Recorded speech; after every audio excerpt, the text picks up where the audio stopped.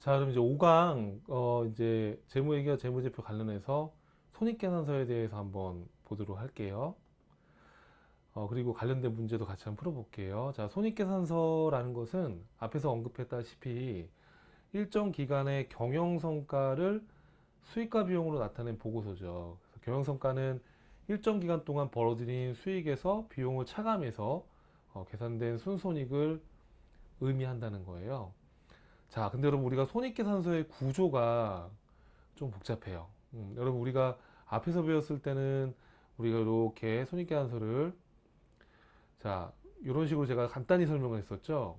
오른쪽에는 수익을 적고 왼쪽 차변에는 비용을 여기다 표시하고 나머지는 단기 순이익이 얼마다 이렇게 해서 우리가 표시를 했는데 요거를 우리는 계정식이라고 불러요. 계정식. 왜 계정식 양식이라고 하냐면은 이렇게 티계정의 모습으로 돼 있다 보니까 근데 여러분 이 계정식은 실무에서 쓰지는 않아요. 실무에서는 보고식을 사용해요. 보고식을. 그래서 어떻게 되어 있냐면 이런 구조로 되어 있는데 이것도 부담 갖지 마시고 지금 이 시간에 한 번에 다 이걸 뭐 받아들일 수는 없기 때문에 이렇게 돼 있구나라는 거 보시면 되는데 상기업을 가정으로 해서 한번 양식을 표현해 봤고 이렇게 가공의 숫자를 한번 넣어봤어요, 여러분. 구조를 한번 보시라고. 여러분 예를 들어 손익계산서 이렇게 일정 기간을 표현해 줘야 되고요. 이 주인공 회계 대상이 누구의 손익계산서인지 써주는 게 맞겠죠.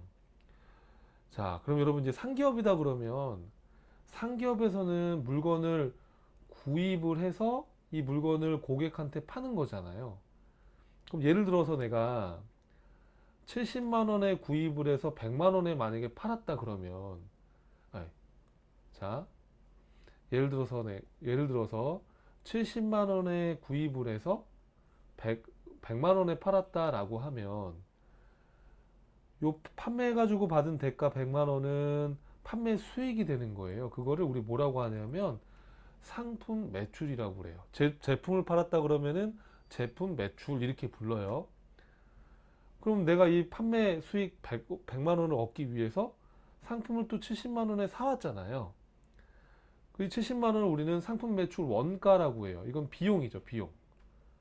밑에 거는 뭐 크게 신경 안 써도 됩니다. 그러면 지금 70만 원에 사와서 100만 원에 팔았으니까 이 상품을 사와서 팔아가지고 얼마의 이익이 남은 거예요? 그렇죠. 30만 원의 이익이 남은 거죠.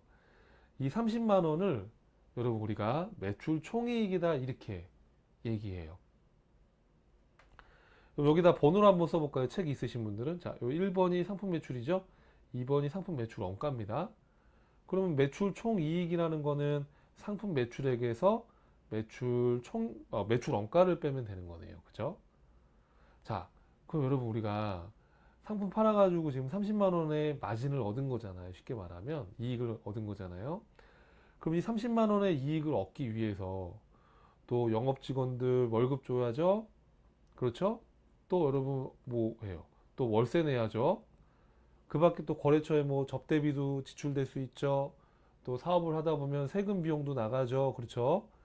이렇게 판매나 관리 활동과 관련된 비용 4번이라고 해볼까요? 요거를 판매비와 관리비라고 불러요. 이런 급여나 임차료 이런 비용들이에요. 대표적으로. 그럼 지금 판매비와 관리비가 20만 원이라고 가정을 해봐요. 그러면 판매비와 관리비 주고도 얼마 남은 거예요, 여러분? 10만 원 남은 거죠. 5번이라고 할까요? 그럼 이 10만 원은 어떻게 구한 거예요? 매출 총 이익에서 판매비와 관리비를 뺀 거죠. 그렇죠? 근데 여러분 우리가 이런 급여 임차료 비용 말고도 이자 비용이라든지 이렇게 영업하는 거와 관련이 없이 들어가는 비용들도 있을 수 있잖아요.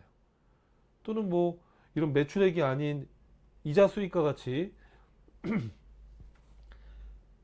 영업 활동과 관련 없이 발생하는 수익들도 있잖아요. 이렇게요. 그렇죠?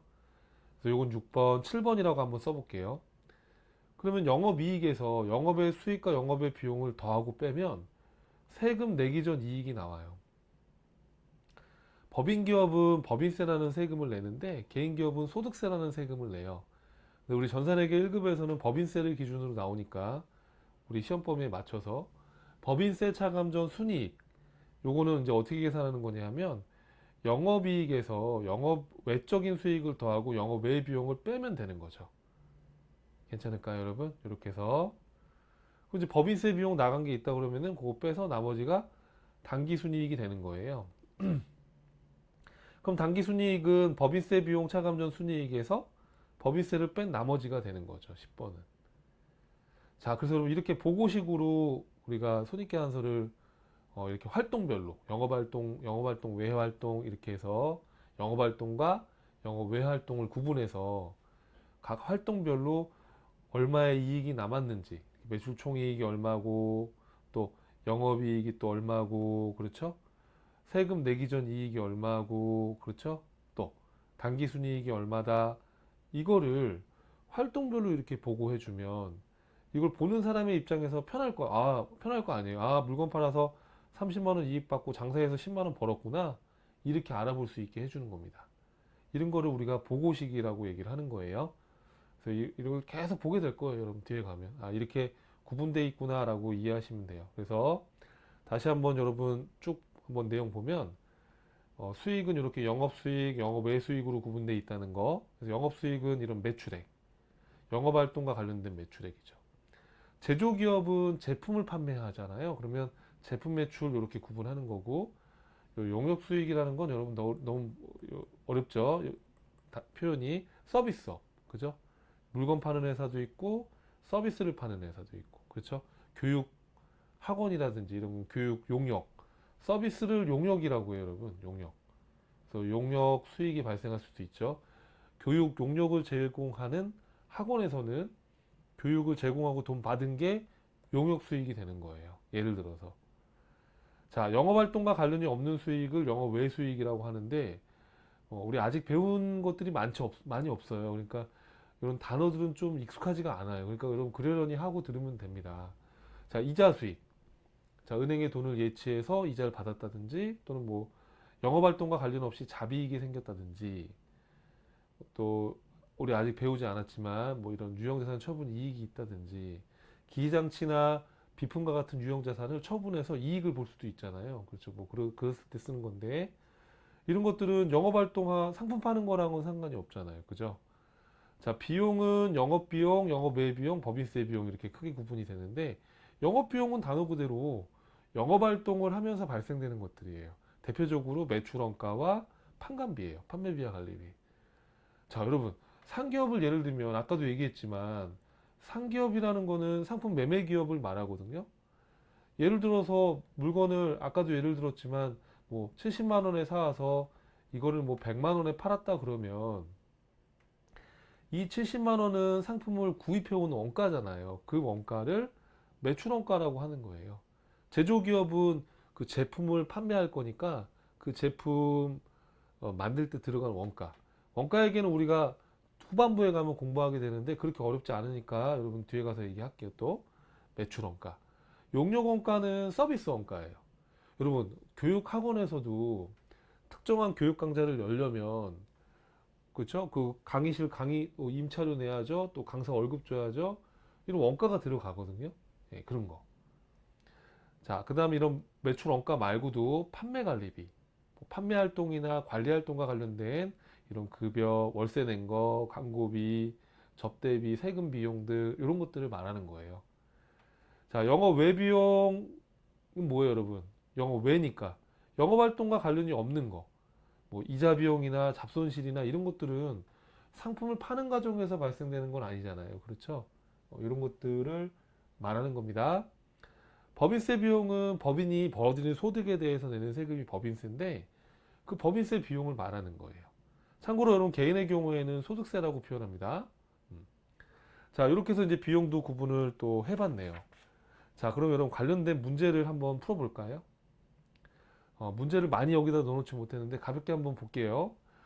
자, 우리 앞에서 공부했던 재무제표, 재무회계, 그리고 재무제표, 재무상태표, 손익계산서, 그런 내용들을 한번 생각해 보세요. 자, 다음 중 회계에서 산출되는 정보를 재무회계와 관리회계로 나눌 수 있다고 했었죠. 앞전 강의에서. 자, 관리회계 분야에 해당하는 회계 정보의 항목이 뭐냐라고 물어봤어요. 여러분 일정 시점 회사의 재무 상태를 나타내는 게 재무 상태표죠. 이건 재무제표, 재무회계에서 쓰는 거잖아요. 이거 아니죠. 일정 기간 동안의 경영 성과에 대한 거니까 이건 손익계산서잖아요. 이건 재무회계에서 쓰이는 거잖아요. 그렇죠? 관리회계에서 쓰이는 걸 찾으라고 했으니까 아니잖아요. 그죠? 일정 기간 동안의 기업의 현금 유출입 내역에 관한 정보를 나타내는 게 앞전 강의에서 뭐라고 했었죠? 현금 흐름표라고 했었죠? 이건 재무제표, 재무회계 분야에서 쓰이는 거라 관리회계 분야하고는 맞지가 않죠. 일정 기간 동안의 자본의 크기와 이게 지금 답이 2번이죠. 자본의 크기와 변동에 관한 정보를 나타내는 거, 이게 자본 변동표죠. 자, 2번이 왜 답이었냐면 손익계산서는 재무회계에서 쓰는 건데 여기 보니까 제가 이걸 못 봤네요. 사업부설 손익정보예요. 손익계산서가 아니죠. 이거는 제가 잘못 봤죠. 손익계산서는 당연히 재무회계에서 쓰이는 거지만 사업부설 손익정보를 나타내는 그냥 일정한 양식이 없는 정해진 게 아닌 그런 기업 내부에서 쓰는 자료니까 이건 손익계산서는 아니죠. 제가 잘못 봤죠. 그래서 요 2번은 관리회계 분야에서 쓰이는 내용이니까 답이 2번이다 이렇게 보면 되겠네요. 자, 여러분 이러한 패턴으로도 기출문제가 나왔었네요. 그래서 우리가 재무회계와 관리회계 그 구분해 놓은 표 개념 이해를 하시는 게 요걸 푸는데 또 중요한 내용이었네요. 보니까. 자, 그래서 이번 강에서는 이제 손익계산서의 구조에 대해서 봤고, 그렇죠? 관련된 문제가 또 재무회계와 재무제표에 대해서 어떻게 나오는지도 한번 봤는데, 여러분 이런 앞에 부분은 좀 따분하고 지루할 수가 있는데, 이건 뒤에 가면은 제가 계속 얘기했지만 뒤에서 다 배우는 내용들이기 때문에 조금 이해가 미흡한 게 있다 하더라도 괜찮아요, 여러분. 뒤에 가면 다시 또 언급이 되기 때문에 그래서 이렇구나라고 우선 넘어가세요. 여기서 너무 시간을 또 많이 또 지체하면 이게 진도가 안 나갈 수 있으니까 너무 어렵게 느끼시는 분들은 아, 이런 걸 또 말하는구나라고 생각하고 우선은 진행을 쭉쭉 가시면 됩니다. 자, 이번 시간도 너무너무 고생 많으셨고요. 다음 강에서 이제 뵙도록 하겠습니다. 감사합니다.